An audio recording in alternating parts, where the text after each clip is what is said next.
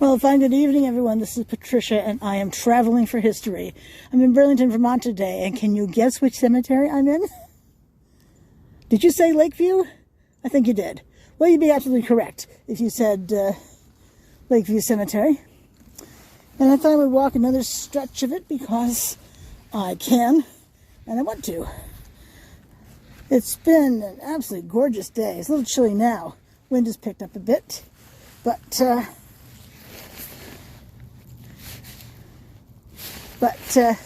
it's just really been a lovely day.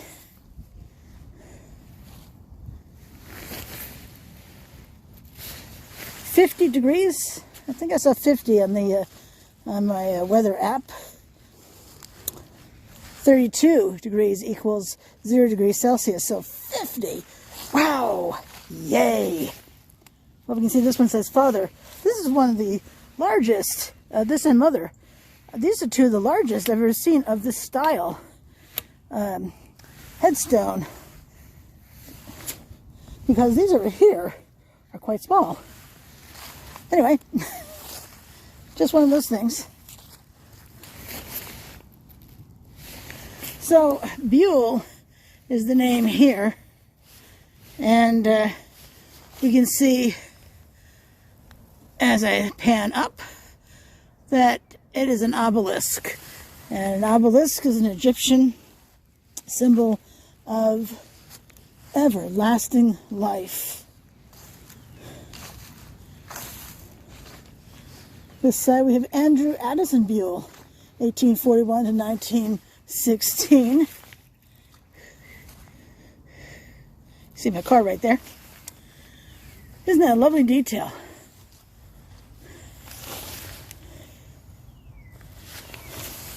If you can afford to have an obelisk this height, you can afford a fancy bit of detail right there. Nothing on this side. How about this side? Anything over here? Yep.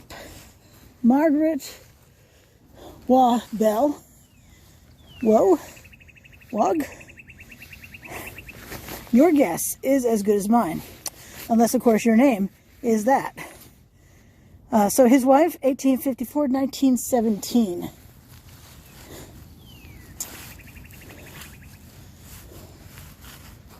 Barker clearly is this last name. Hard to see even in the screen there, but William H. Barker, 1814-1894. His wife, Carol Finney, 1829. Gosh, I don't know what that date. 1895 maybe? Yeah, must be 1895. Frederick L. Barker, 1859 to 1866. Gosh darn it, I really hate when the parents have buried their children. That's just dreadful.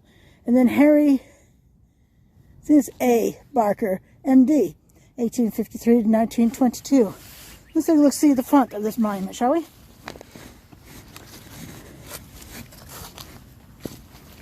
Yep, imagine that. Barker.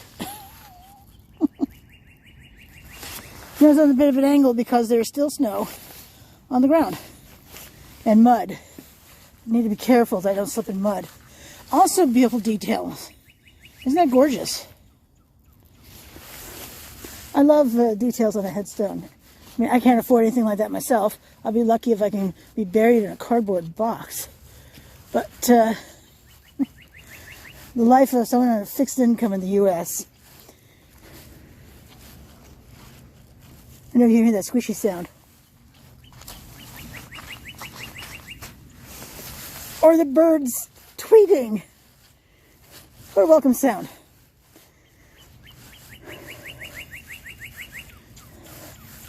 Seth Taylor died May 21, 1845, aged 32. Wow, so young. Now, what is this? A couple of reasons why I wanted to stop over here. I saw this kind of thing, and I saw that right there. So I wanted to take a look, see at this, but I really wanted to read this. So I'll go ahead and read this to you. Isabel Thynne Ayers, capital Thynne, wife of Arthur Spencer Ayers, MD, born Hespeler, Ontario, Canada, September 23, 1867, daughter of Robert and Margaret Smith Thynne, natives of Glasgow, Scotland. United in marriage, November 19, 1888, departed this life, Burlington, Vermont, January 25, 1938. Did not make it to her birthday. Member of First Baptist Church, Burlington, Vermont, Daughters of the American Revolution, Women's Department Club of Indiana, National Federation of Women's Club, Doctors' Wives Auxiliary of Indianapolis, Women's Auxiliary Lions Club. There is no beginning and no end. As in the ages gone, the greatest joy of joys shall be the joy of going on. Now looking at Arthur Spencer Ayers, MD, beloved physician, born South Hadley, Massachusetts, September 5, 1863, son of Langdon and Elizabeth Pease Ayers, departed this life at Indianapolis, Indiana, January 19, 1938, 6 days before she died. Wow. A descendant of the Massachusetts colonial Ayers Pease family. Graduate, Boston Conservatory of Music, 1878. University of Vermont College of Medicine, 1888. Practiced in Massachusetts, Iowa, Indiana. Member of Baptist Church, a Master Mason, Oriental Lodge, FAM, Indianapolis. Ancient accepted Scottish Rite, 32 degrees. Raper Commandery, number 1, Knight Templars, son of the American Revolution, Delta Mu Fraternity, Lions, Indiana State Medical Association, the great architect of the universe, seeing the design on his life's trestle board completed, called him from his labor to reward him for his life's work well done. Fascinating. And up here is daughter of the American Revolution. That's our daughters. This is daughters, yeah. That's what that is right there. And then there are these symbols on his. I don't remember what the G is, but I have some very talented people in my audience who knows these things. And we have, well, we can see the 32 degrees. That's going to be the Scottish Rite.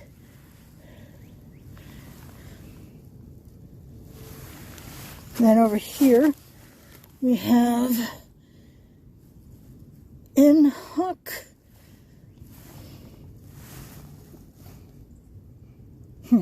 signo vinces. Pretty sure, if I remember correctly, the VINCES is something like victory, maybe? I don't know. It's been a very long time since I studied Latin.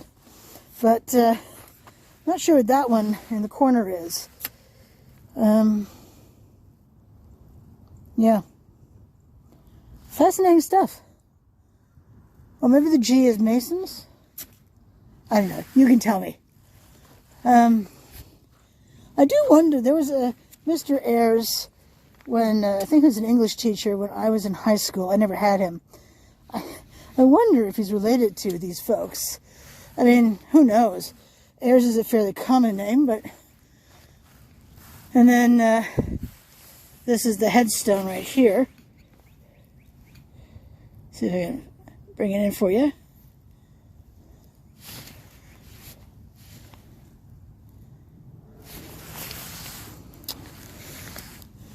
And let's look at the front of this. Pretty interesting, though. I've never seen something like that.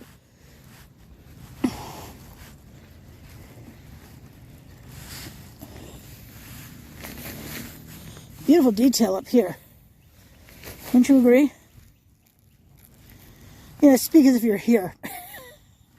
I know you were not with me, but you're with me in spirit, so to speak, given my location, of course. But yeah.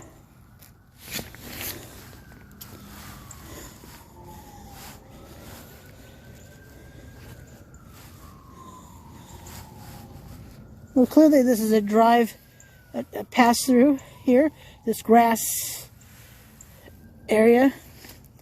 I've never driven it, but I'm guessing that the lawnmower sure has. Alrighty. So nice to hear the birds tweeting, I have to say. Makes my heart sing with happiness. They're coming home after this winter. When you're walking, this is why it's important not really to walk in cemeteries when there's snow on the ground, because this, do you see this? How far down my cane has gone right there? I'd say that's a good 7-8 inches. That would be a nasty fall. I only say that because I walk cemeteries in the wintertime. You've come along with me on quite a few of them. Let's see. Oh, moss.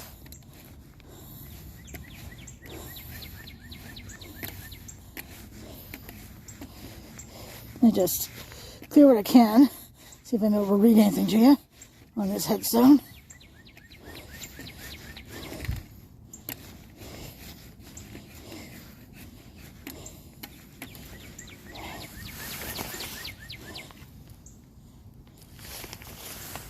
Definitely don't want to step in there, regardless of the time of year. If I backed into it, I would just tip over backwards. This is nothing too close behind me.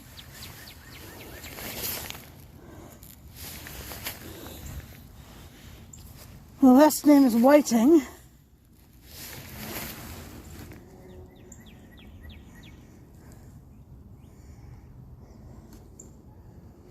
Given that depression there, I don't know if you can see it right here. Oh yeah, I think you can tell that right there. I am inclined to believe this is a family plot. And what does this say? That's definitely Whiting.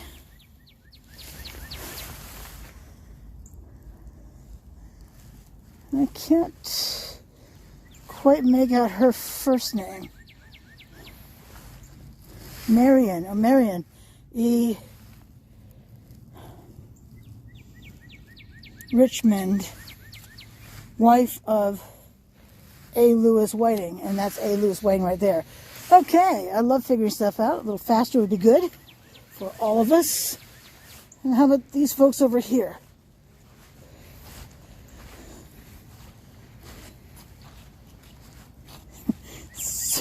This grass is so moist.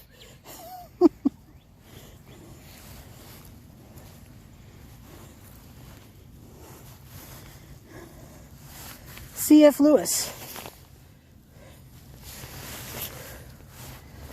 Charles F. Lewis, okay. And wife of C.F. Lewis, Mary something Marvin. Can we make it out? Oh, no. Let's see, am I able to clear anything from here?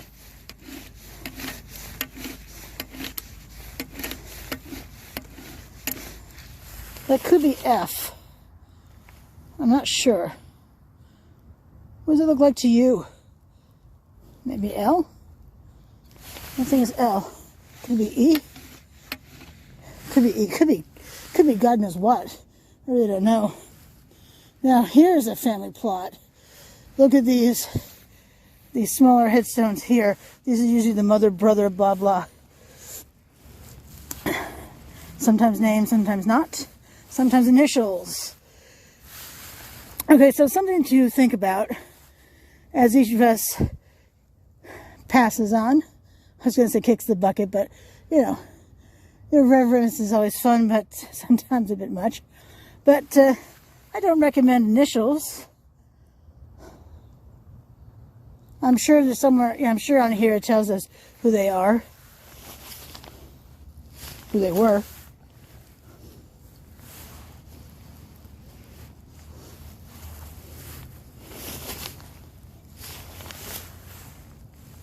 Let's see.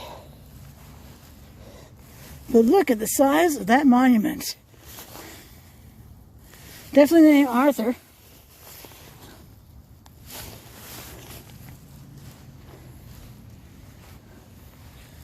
And that's an interesting chest over there, so to speak. I see Lieutenant on it.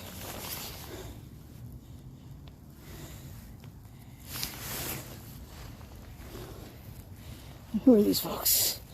The JAA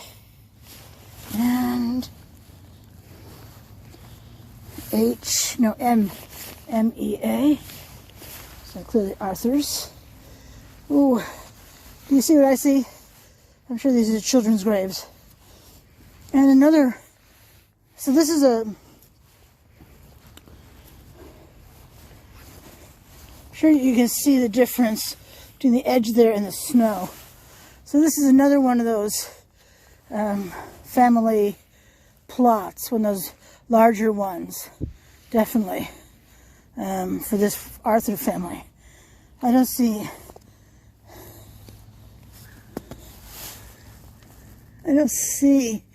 anything that indicates in the front, but on this one,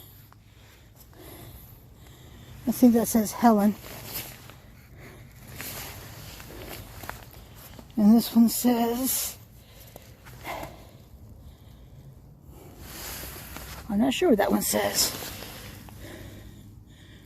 What do you think? And then over here, we have Elliot J Arthur, Lieutenant, U.S. Navy, died January 26, 1886, aged 86 years.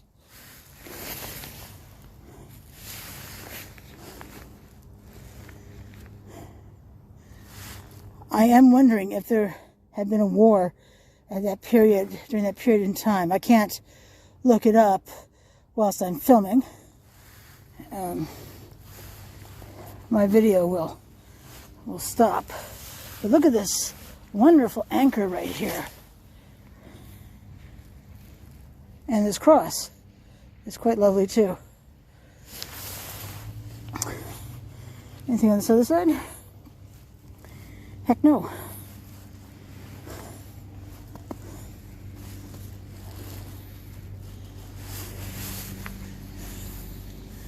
Alright, so JAA was John Augustus Arthur. His wife, Harriet Fowler Hall, HFA. Helen, oh, that is Helen. October 6, 1855 to May 20, 1858. Yep, a child.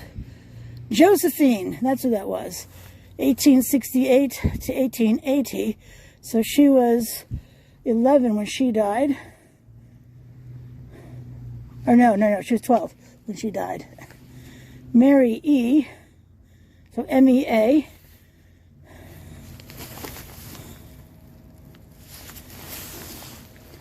Who else? So the front here, this cross. I think that's just, it's lovely, isn't it?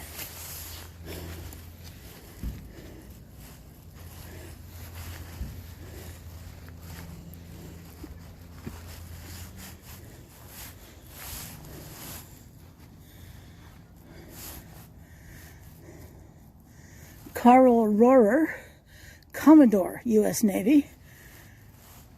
He died in 1913, it looks. His wife, Charlotte Haight Arthur, so CHA, died 1917, either 1 year before he did or 4 years after he did. And Arthur Elliot, AEA, died in 1928. Admittedly, it's hard to read some of the dates. Maybe you'll have a better shot than I. And then there's nobody listed on this side. Huh. But look at the size of this monument. Oh, what does it say down here? Perpetual care. Yeah. Depends upon the cemetery. Most of the money for the cemetery budget goes to to Lakeview Cemetery. The other two municipal ones, Greenmount and Elmwood Avenue, those two, well, I know Greenmount definitely, but I think Elmwood Avenue as well, has prison labor cut the grass there. I'm not sure about here. It would make sense to use prison labor here too, but I know Greenmount Cemetery down Montpelier uses prison labor. All right. Now, this is the Linsley family.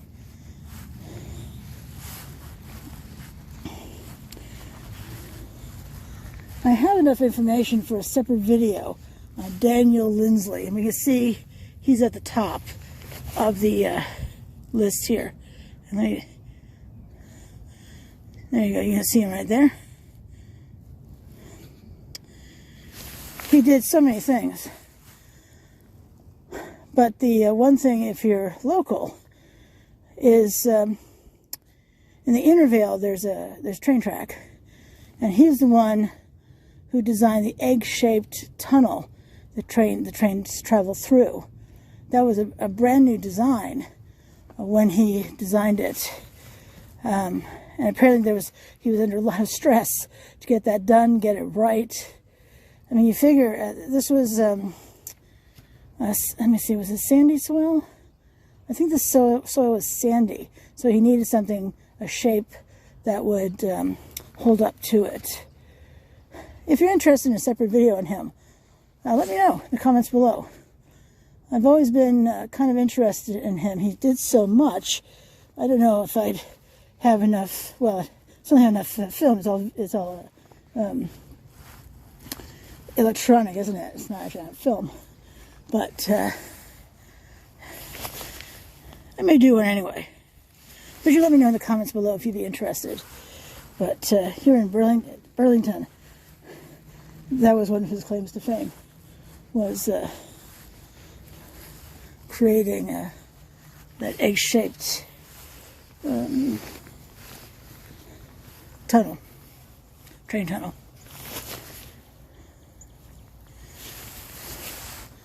Lots of folks listed on this. This is the Hatch side. Of course, we were just on the Linsley side.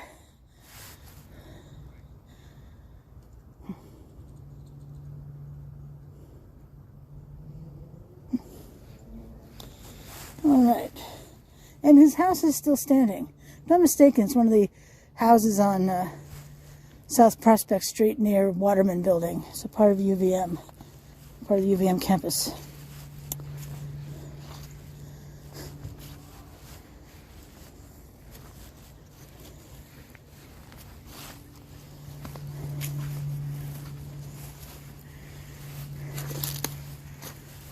And again, we see this raised area where all of these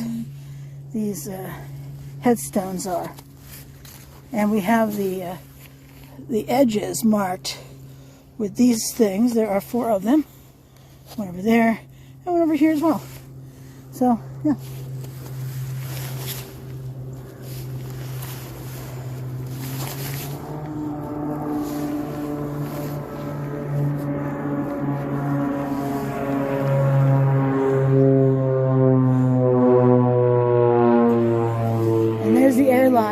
The airplane making all that noise.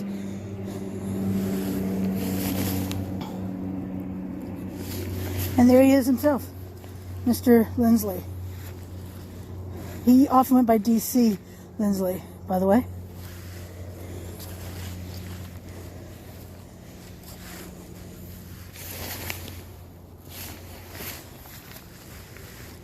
If you want to see my photographs, you can follow me on Instagram, or Traveling for History on Facebook. You can find me under Traveling for History for either one of those sites. I do upload daily, different times of the day, sometimes late at night, sometimes early in the morning, sometimes midday, whenever I can get the time together to do that.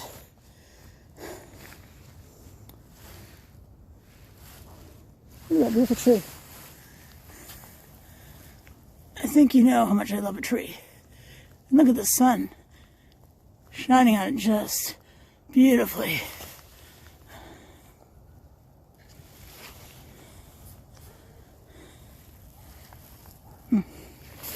What a lovely sight. Let's see. As long as I'm over this way, might as well take a look, see at that cross over there.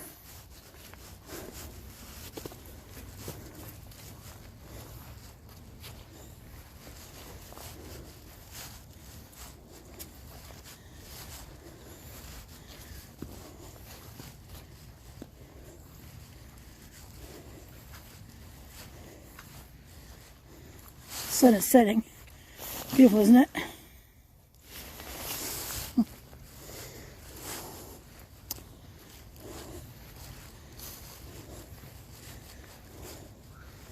So here's the cross.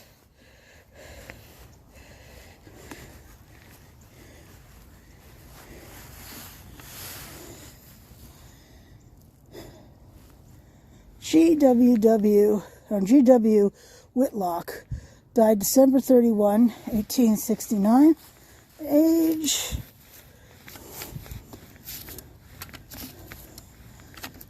31 years. Wow.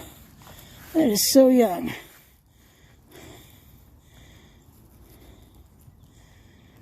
Beautiful though. It's beautiful. It looks like it's made from a tree.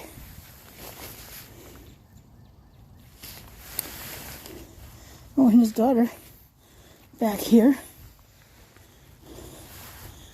Daughter of Reverend George C. Whitlock, LLD, and Maria Whitlock, born July 26, 1840, died December 2, 1881.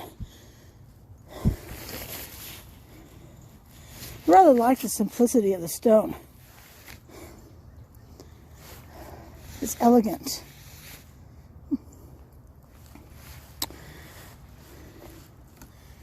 Well,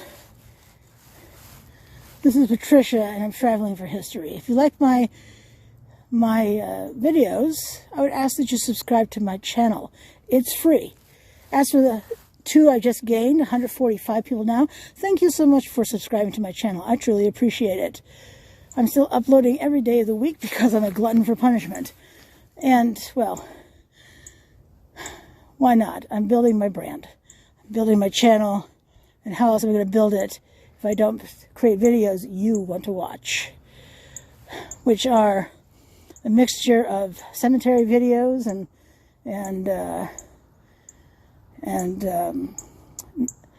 buildings on the National Register of Historic Places. Love those. Some of my favorite stuff ever. Some people stories, like David C. Linsley, I was just talking about briefly. Anyway, I have some other ideas up my sleeve, but appreciate the comments. People have been asking questions. I still have a couple of requests I really need to get to, and essentially another request as well. And price of gas has come down about 20 cents a gallon. Wow. Those oil companies, I'm not sure what's going on with them. Did they have a moment of conscience? No, that can't be it. Anyway, oh, and there's another tree right there. Wow. I love that one in the center. So anyway, appreciate your coming along with me today. And until I see you again, you have a great evening. So again, this is Patricia. I'm traveling for history. And look forward to talking tomorrow. All right, have a good night.